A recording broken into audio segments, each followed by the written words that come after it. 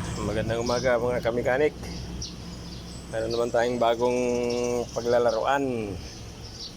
Natin alam kung makayanan natin. Tagal na ito nakatambay. Isang taon na ito nakatambay. Skidster.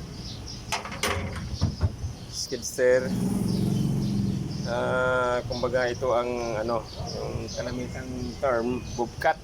Pero ito hindi ito bobcat. Ang brand ito GCB 135. Ang problema nito mga kamekanik, bigla na lang dato ng na ayaw ng tumakbo. Mga isang taon na ilipas, hindi namin napag-ukulan ng pansin kasi dami kaming trabaho dito sa daming trabahoan.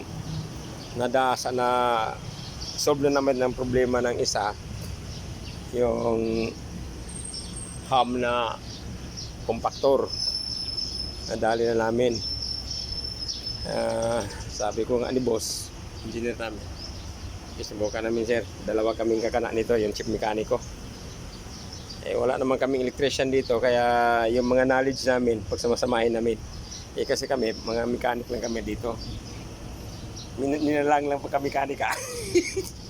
Yun talaga, mechanic lang kami dito, wala kaming electrician. Pag samasamahin namin yung kaalaman namin ng chief mekaniko kung ano ang magawa namin dito. Una, check muna ako sa battery at mapaandar natin yung makina, at pagkatapos pag umandar na, saka natin ma-check kung anong problema. Maaring sa hydraulic pa ang problema, kaya ayaw umusad, o yung pump. Kag okay naman yung pump, doon naman tayo pupunta sa electrical, kasi mayroon din tong mga mga kamekanik, mayroon din tong ECU, electronic control unit. So pupunta din tayo roon. Pag ma-check na natin battery, pandarin natin, at ma-check na natin yung hydraulic system nya. Kung okay naman, doon tayo pupunta sa ECU.